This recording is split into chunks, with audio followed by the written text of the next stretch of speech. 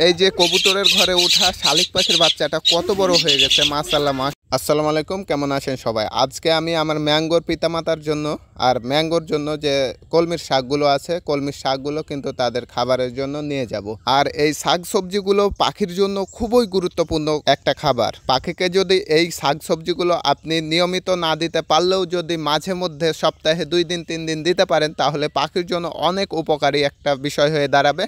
দেখতে পাচ্ছেন আমার ম্যাঙ্গোর পিতামাতা যে অ্যাডাল্ট পেয়ার জোড়া রয়েছে, সেই জোড়া কিন্তু আমি বক্স টেনে রেখেছি। আর এই বক্স টানার কারণ হচ্ছে তাদেরকে একটু রেস্ট দিয়ে আবার ডিম বাচ্চা নিব। এই কাজটি করলে আপনার পাখি, আপনি যে পাখিটা পালন করছেন তার গ্রোথটা ঠিক থাকবে, আর যে পাখিটা রয়েছে তার শারীরিক গঠনটা ঠিক থাকবে। আর প্রথমে যে ডিম বাচ্চা আপনি যদি নিতেই থাকেন, তাহলে ডিম বাচ্চা ওঠার সম্ভাবনা অনেকটা কমে যায় এবং ডিম বাচ্চা ঘোলা হওয়ার সম্ভাবনা থাকে। তাই আমি কিছু সময় হলেও পাখিকে রেস্ট দেওয়ার চেষ্টা করি। আর আমার যে চিকেন বেবিগুলো রয়েছে, সেই চিকেন বেবিগুলো মাশাআল্লাহ অনেক অ্যাক্টিভ রয়েছে। তো দুঃখজনক বিষয় হচ্ছে একটি চিকেন বেবি মারা গেছে। তো সেই বেবিটা কিন্তু 2-3 দিন থেকে অসুস্থ হয়েছিল। সেই বেবিটা হচ্ছে এই যে দেখায়, আপনাদের যদি দেখায় সেই বেবিটা, এই হচ্ছে সেই বেবিটা। কিছুদিন আগে থেকে কিন্তু অসুস্থ হওয়ার কারণে সেই বেবিটা কিন্তু আজকে মারা গেছে। এটা মারা যাওয়ার কারণ একটা রয়েছে, সেটা হচ্ছে আমি আজকে একটু বাইরে ছিলাম, তাই জন্য তাকে সময় না দেওয়ার কারণেই কিন্তু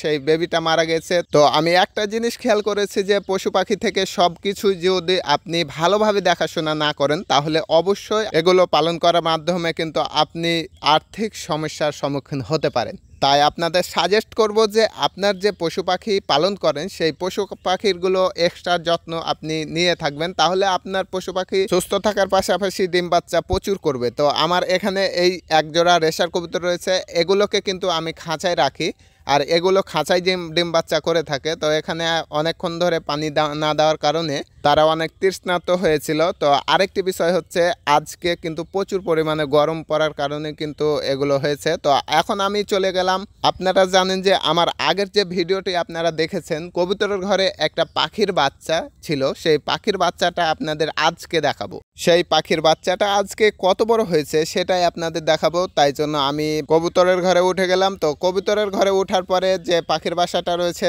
তার আগে একটা জিনিস দেখাই যে কবুতরগুলো রয়েছে, সেই কবুতরগুলোর কি অবস্থা। এখানে দেখতে পাচ্ছেন 2টি সুন্দর বাচ্চা রয়েছে। এখানেও কিন্তু সেম সাইজের, এখানেও 2টি বাচ্চা রয়েছে, এখানে একটি ডিম রয়েছে, আর এখানে দেখতে পাচ্ছেন কি যে একটি বাচ্চা রয়েছে।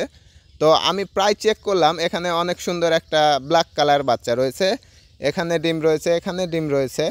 তো আমি চেক করলাম যে প্রায় সব জায়গায় কিন্তু ডিম বাচ্চা রয়েছে, কিন্তু ডিম বাচ্চাগুলো যে বাচ্চাগুলো রয়েছে সেগুলো সেম সাইজের। আর এখানে যদি আপনাদের দেখাই, এখানে দেখতে পাচ্ছেন 2টি বাচ্চা রয়েছে, 2টি বড় রয়েছে, আবার 2টি ডিম রয়েছে। তো এটা দেখে মাশাআল্লাহ অনেক ভালো লাগলো। তার কারণ হচ্ছে 2টি বাচ্চা উড়ান্তা হওয়ার আগেই কিন্তু তারা ডিম দিয়ে দিয়েছে। এখানে সেম সাইজের বাচ্চা রয়েছে, এখানেও সেম সাইজের বাচ্চা রয়েছে, এখানে 2টি ডিম রয়েছে। তো এই বাচ্চাটি মাশাআল্লাহ অনেক সুন্দর একটা বাচ্চা। তো এখানে দেখতে পাচ্ছেন 3টি ডিম দিয়েছি, অন্য একটু কবুতর থেকে ডিম দেওয়া হয়েছে। এরপরে আমি আপনাদের পাখির বাচ্চাটা দেখাই। আপনাদের যদি দেখাই, এই যে দেখতে পাচ্ছেন এখানে বাসাটা রয়েছে, আর এই সাইডে কিন্তু বাচ্চাটা রয়েছে। এই যে বাচ্চাটা অনেক মাশাআল্লাহ অনেক সুন্দর একটা বাচ্চা রয়েছে।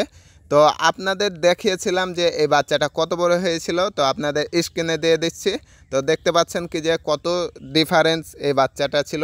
আর একটি বেবি থাকার কারণে কিন্তু এখানে আপনাদের দেখতে পেলেন কি একটি বেবি উড়ান্তা হয়েছে। এই জায়গাটাতে কিন্তু বাসা করেছিল এই শালিক পাখিগুলো। তো আশা করছি যে 3 থেকে 4 দিন বা 6 দিনের মধ্যে কিন্তু এই বেবিটি উড়ান্তা হয়ে যাবে, সে উঠতে পারবে। এরপরে আরেকটি ভিডিও দেওয়ার চেষ্টা করব। ভিডিওটি যদি আপনার ভালো লাগে তাহলে অবশ্যই ভিডিওটি শেয়ার করে দেবেন। তো আজকের মতো এই পর্যন্ত, সকলে সুস্থ থাকবেন, ভালো থাকবেন, আল্লাহ হাফেজ।